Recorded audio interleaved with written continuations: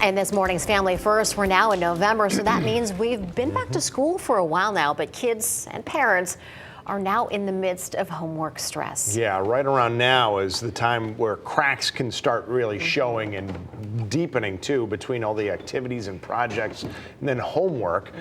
Sometimes families can feel like they're drowning. Well, national renowned parenting educator Laura Lynn Knight said starting homework as soon as your kids walk through the door could wind up just causing even more stress and then lead to resistance.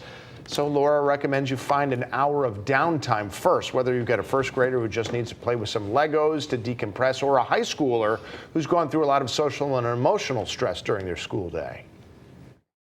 And so to come straight home and just launch into the homework routine can just be really taxing and tiring on them. And what I hear from a lot of families is they're sick of the power struggle that ensues because of the homework. So parents are saying, you know, you need to do your homework and you need to do your homework now. And then the children are pushing back, or maybe they're not, but then they're getting whiny and you don't want them to be whiny. And then all of a sudden there you are, you haven't seen your child all day.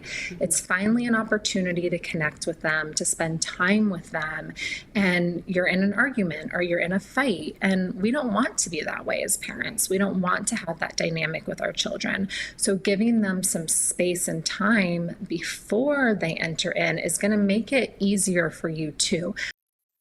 Now, she says it may be difficult with sports schedules and extracurricular activities. So the schedule may depend on what works best for you. Yeah, but that can almost make it prohibitive when you have a lot going on after school too. But it also underscores the need that, you know, you forget the stresses they're going through at school. They need some decompression time. But usually that sports thing is their decompression thing.